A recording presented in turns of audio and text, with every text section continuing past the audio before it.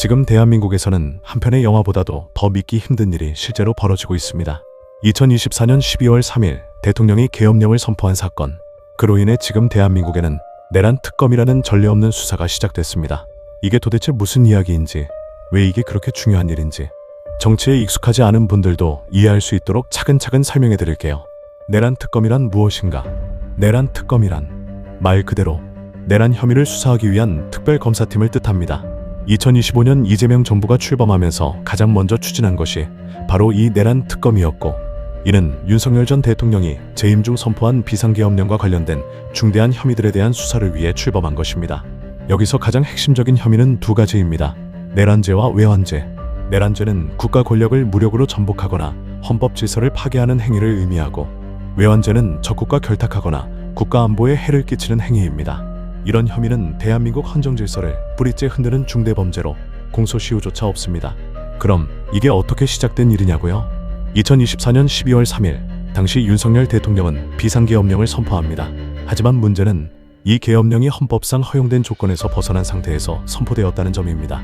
헌법 제77조에 따르면 계엄령은 전시나 내란 등 국가 비상사태에만 선포할 수 있고, 그마저도 국회에 즉시 보고해야 합니다. 하지만 이 계엄령은 전쟁도 내란도 아닌 상황에서 내려졌고, 그 준비가 수개월 전부터 진행되었다는 정황이 여러 보도로 드러나면서 사건은 단순한 정치 판단을 넘어서 내란 기도 의혹으로 번지게 된 겁니다. 이번 내란 특검은 역대 최대 규모입니다. 검사와 수사관 등 총 267명으로 구성되며 수사기간은 최장 170일, 수사 대상은 12.3 계엄령 관련 내란과 외환 혐의를 포함해 총 11개 의혹입니다. 특검은 검찰과 동일한 권한을 가지고 수사할 수 있고, 필요시 대통령, 군 고위 간부, 청와대 관계자 등 누구든 소환이 가능합니다. 특히 윤 전 대통령은 이미 탄핵된 상태로 형사소추 면책도 사라졌기 때문에 기소도 가능한 상황입니다.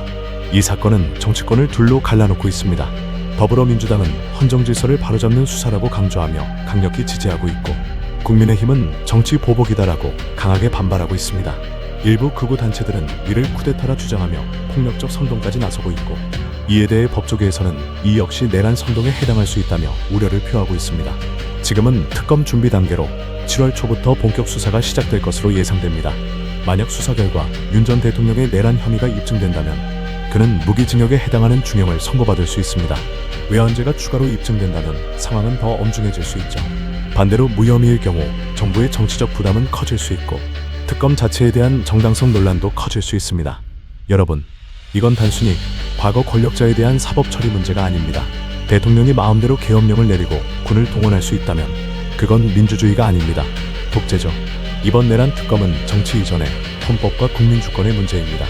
앞으로 특검 수사가 어떤 결과를 낳을지 우리 모두 눈을 부릅뜨고 지켜봐야 할 때입니다.